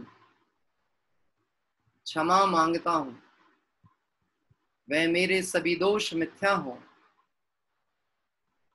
मैं मुझ में रहूं, इस प्रकार मैं इन सभी दोषों का प्रायश्चित करता हूं। ओम नमः सिद्धेभ्यः। अभी अपनी चर्चा के अंतर्गत एक प्रश्न एक भाई ने इतना भर पूछा था कि जो हम एक आसन वगैरह में यदि टाइम परिवर्तित करते हैं तो उसमें कोई दोष लगता है क्या? वास्तव में जैन दर्शन अभिप्राय की प्रधानता वाला मार्ग है। यहाँ पे एक लाइन आप ध्यान में रखना, इसके समाधान में दिगंबर मुनिराज कोई भी क्रियाओं को खींच तान के नहीं करते। क्या कह रहे हैं? मोक्ष मार्ग प्रकाशक में साधु परमेष्टि के स्वरूप में लाइन डाली है टोडरमल जी साहब। मुनिराज क्रियाओं को खींच तान के नहीं करते, जैसी परिणामों की समान अनुसार सदती जाने वैसी साधते हैं। तो अपने को कोई भी क्रियाओं में खींचतान नहीं करना। यदि हमारा सहनन क्षमता है तो एक बार भोजन ले लें, यदि नहीं है तो 2 बार भोजन ले लें, लेकिन अंदर परिणामों में भाव रहना चाहिए कि सत्य मार्ग जो है, जैसा तपों की चर्चा है उस अनुसार हमारा जीवन हो, परिणाम उस अनुसार संभल सके, इस दृष्टिकोण से। क्योंकि समय बदलने का मतलब यही है कि आपके अभिप्राय में देह के पोषण का ही विकल्प चल रहा है। आप चाह रहे हैं कि दोपहर में करेंगे तो दोनों समय का मैनेजमेंट हो जाएगा, कि हम दोपहर में 2 बजे करेंगे तो कल तक का टाइम निकल जाएगा अपना, कि थोड़ा सा लंबा गैप कवर हो जाएगा ना। तो यहाँ पे अभिप्राय में क्या बैठा था? विषय सेवन का ही परिणाम बैठा था, विषयों के त्याग का परिणाम नहीं था। इसलिए समय परिवर्तन नहीं करें, सोच परिवर्तन करें। क्या परिवर्तन करना है? सोच, दृष्टिकोण परिवर्तन करना है। हमें जगत में कुछ बदलना ही नहीं है, सिर्फ इतना ही सा करना है। ये दृष्टि बदली तो दिशा बदली, और दिशा बदली तो दशा बदली। क्या कह रहे हैं? दृष्टि परिवर्तन हुई, दिशा बदल गई, और दिशा बदल गई तो दशा तो बदले बिना रहेगी नहीं। इसलिए आइए अब हम चलते हैं जिनवाणी माँ की स्तुति के लिए। दिल्ली हमारी बहन संध्या जी के द्वारा अब हम जिनवाणी की स्तुति का पठन करेंगे। आपका माइक अनम्यूट करिए, वहीं से आप वहां पे से अनम्यूट करिए। हाँ, हो गया जी। सभी को सादर जय जिनेन्द्र। जिनवाणी स्तुति। वाणी माँ जिनवाणी माँ जगदम्बे माँ हे शारदे, जीवन की संध्या ढल रही, मुझको मेरा उद्धार दे। वाणी माँ जिनवाणी माँ जगदम्बे माँ हे शारदे, जीवन की संध्या ढल रही, मुझको मेरा उद्धार। मैं छोटा सा बालक जो कि भव से डर, मैं हूँ माँ छोटा सा बालक जो कि भव से डर रहा, दूर रह करके माँ तुमसे भव भ्रमण ही कर रहा, दूर रह करके माँ तुमसे भव भ्रमण ही कर रहा। आंचल में अपने ले ले माँ जिनके साथ, जीवन की संध्या ढल रही, मुझको उद्धार दे। चरणों में जो तेरे आया उसने नव संगीत गाया, चरणों में जो तेरे आया, उसने नव संगीत गाया। सात तत्वों के सुरों से रत्नत्रय का नीर पाया, सात तत्वों के रंगों से रत्नत्रय का नीर पाया। अरिहंत के चरणों में ले चल सिद्ध साकार दे, जीवन की संध्या ढल रही, मुझको मेरा उद्धार दे। वाणी माँ जिन वाणी माँ जगदम्बे माँ हे शारदे, जीवन की संध्या ढल रही, मुझको मेरा उद्धार दे। जय जय जिनेंद्र। वाणी माँ जिन वाणी माँ, मैं तो पंक्ति भी भूल गया। जीवन की संध्या ढल रही, मुझको मेरा उद्धार दे। वास्तव में माँ के आंचल में आकर के कौन बेटी होगी, आपने देखा होगा कि माँ के कंधे पर सर रखे और बेटी के आंसू ना हो, ऐसा होता ही नहीं। ये एक ऐसा संबंध ही है, बड़ा भावुक संबंध होता है। और बच्चा भी अपनी माँ के पास आके अपना दर्द कहने में भयभीत नहीं होता। पिता से तो फिर भी डर लगता है, माँ से बच्चों को डर नहीं लगता।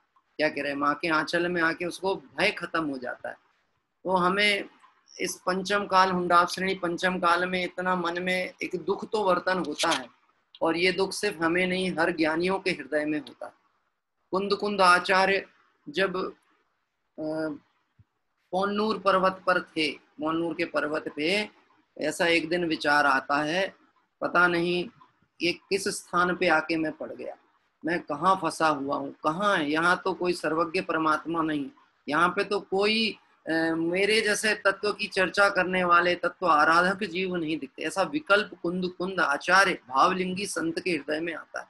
भाव पूर्वक उस दर्द को, उस वेदना के विकल्प को हटाने के लिए सीमंदर भगवान का स्मरण करते हैं, और सीमंदर भगवान के द्वारा आत्मस्वरूप जो प्राप्त है उस तत्व का चिंतन करते हैं। वहां से आशीष वचन आते हैं, वहां से आशीष निकलता ना सीमंदर भगवान की दिव्य देशना में कुंद आचार्य के लिए। ऐसा ज्ञानियों का हृदय। और एक बात समझ लेना, अश्रुधारा बहे ना, तो अश्रुधारा का बहने का मतलब है हृदय द्रवित हुआ, हमारा हृदय में कठोरताओं से नरमाई की तरफ बढ़े। ये प्रथमानियों बताते हैं दृश्यों को। सिंह की पर्याय में जब दो मुनिराजों ने आकर के संबोधित किया महावीर भगवान के जीव को, मैं प्रश्न पूछना चाहता हूं, उन्होंने क्या कहा होगा कि इसके आंखों से अश्रुधारा बहने लगी? सिंह की कौन सी भाषा समझ में आई होगी? हाँ, क्या बात समझ में आ गई होगी? विचार करो, क्या बात आई होगी समझ में? भैया, जिसका उपादान तैयार होता है उसके लिए छोटे छोटे कारण भी निमित्त बन जाते हैं काम आगे बढ़ने के लिए। ठीक है, अब तो सब प्रकार से काल पका है, अब तो सर्व तरह से काल पका है, ये अवसर खोने जैसा नहीं है। भले अभी सच्चे देव गुरु आदि का विरह काल भी हो, लेकिन उनका सुगम मोक्ष मार्ग आज भी उपलब्ध है। इसलिए हम आत्मार्थियों का एक प्रतिज्ञा भी है और कर्तव्य भी है कि हम स्वाध्याय से दूर ना हो, जिनवाणी के अभ्यास से दूर ना हो, देवशास्त्र गुरु की भक्ति से दूर ना हो, और आत्म कल्याण के इस कार्य को पहला, प्रमुख और अंतिम समझ करके इसमें पूरा पुरुषार्थ लगा दें। यदि भावनाएं सम्यक होंगी तो निश्चित ही हमारे भव का भाव होगा, इसमें 1% भी शंका का कोई स्थान नहीं। क्या कह रहे हैं? ये बात अपने अंदर से निकल के आनी चाहिए और आएगी। जैसे जैसे हम धर्म के पास आएंगे वैसे वैसे हम आत्मा के पास आएंगे, आत्मा के पास आएंगे और जगत के भय खत्म, निर्भयता आएगी, 8 प्रकार के अंग प्रकट होंगे और जीव अल्पकाल में मुक्ति को प्राप्त करेगा। ऐसी बहुत सुंदर भक्ति थी संध्या बहन के द्वारा, संध्या जी के द्वारा ली गई थी। एक प्रमोद भैया, आपके साथ आपकी बेटी खड़ी है क्या? छोटी बेटी है? हाँ, अब बहुत अच्छे से सुन रही थी। मेरी अपेक्षा ये कल जिनवाणी स्तुति बोलेगी। छोटी बेटी आपकी जिनवाणी स्तुति बोले, बहुत बढ़िया है ना। तो कल जिनवाणी स्तुति ये बोलेगी और कल भजन के लिए किसी का नाम जरूर आया है भैया, पर मैं बताऊंगा कल। सर एक छोटे बच्चे की कल पारी है भजन बोलने की। उसके बाद हमारे हितेश भाई का भी नंबर है, हितेश जी शाह का, तो मैं उन्हें सूचित करूंगा। कल प्रमोद जी की छोटी बेटी, क्या नाम है भैया उसका, व्हाट्सएप पे भेज देना मुझे, नहीं तो। हाँ जी, है ना, वो कल जिनवाणी स्तुति बोलेगी और एक छोटा बच्चा है वो भजन बोलेगा कल। इस तरह से अभी हम सभी ने यहाँ पर अपना जो 10 लक्षण धर्म के स्वरूप की चर्चा के अंतर्गत उत्तम तप धर्म की चर्चा की। देखो हमारे अंदर से जो भी आनंद या भावनाएं बनती हैं ना, ये वास्तव में कोई बाह्य कारणों से नहीं बनती, अंदर से ही भरा हुआ है। आनंद सुख ज्ञान वीर अंदर ही भरा हुआ है। जब वह चीज दृष्टि का विषय बनती है तो आनंद की धारा आती।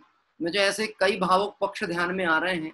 पूज्य गुरुदेव श्री के समक्ष में जब पहली बार सोनगढ़ में जिन प्रतिमा आई थी, सोनगढ़ में सबसे पहली बार जिन प्रतिमा आई थी, पहली बार सिमंदर भगवान की प्रतिमा ट्रक से उतर रही है।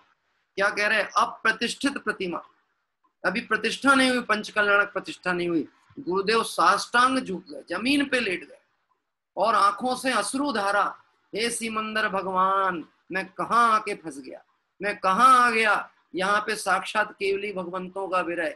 पूर्व में आपके अनेक बार सानिध्य प्राप्त हुए, तीर्थंकर भगवंतों की दिव्य धनी प्राप्त हुई, मेरा ही प्रमाद था कि मैं कार्य नहीं कर पाया। अब तो ये दृढ़ प्रतिज्ञा है कि ऐसे संयोग वियोग के दुखों को मिटा करके और अशरीरी आत्मा की शरण प्राप्त करके अनादिकाल के लिए सिद्धत्व दशा को प्राप्त करूंगा। ये प्रतिज्ञा कर ली थी गुरुदेव श्री ने उसी समय। क्या कह रहे, लोग तो कितने कुतर्कवादी हैं, लोग माम क्या कहेंगे, तो गुरुदेव श्री को नहीं पता था अप्रतिष्ठित प्रतिमा, कैसे झुक गए, कैसे नमस्कार। देखो भैया, सम्यक दर्शन भी हो भावनाओं में, लेकिन जब भावों का प्रभाव बहता है जीव का, वहां पे उन्हें वो प्रतिमा दिखाई नहीं रही थी, उन्हें तो सिमंदर भगवान दिख गए। क्या कह रहे हैं, एक लंबे काल के बाद, बहुत लंबा काल के बाद किसी को अगर थोड़ा शीतल जल मिल जाए तो उसको कितना शांति का वेदन होता होगा। ऐसे ही हम सब मोह के कारण दुखी हैं, अनादि संसार में दुखी हैं। आज जिन तत्व हमें मिलता है, अपनी बात सुनने मिलती है, तो अंदर से अपने आनंद प्रकट होता है और वह आनंद होना ही चाहिए प्रकट, यही भव्यता का लक्षण है। ऐसी भावना से बात को विराम लेते हैं। पहले नमोकार मंत्र का पाठ 3 बार करेंगे और कल सुबह का कार्यक्रम फिर उसके बाद बताएं।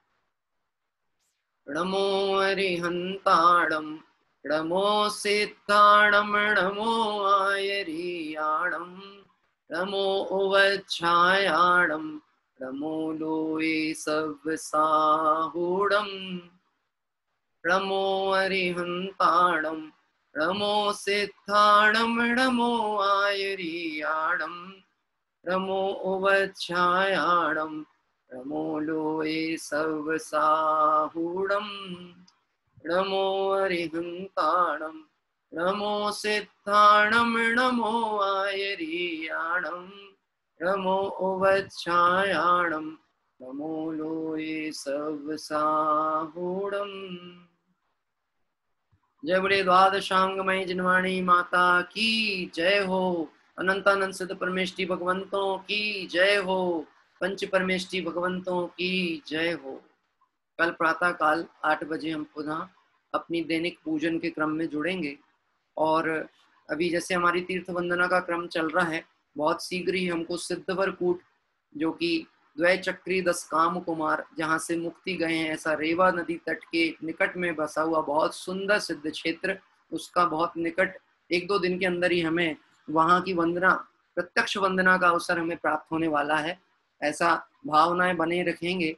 और उसके पहले भी कोई प्रसंग आ गया तो आपको पता चलेगा। कल प्रातः एक विशेष पूजन के साथ में 8 बजे हम सुबह पुनः सभी स्वाध्याय प्रेमी टीम के सदस्य पुनः देवशास्त्र गुरु की भक्ति में मिलेंगे।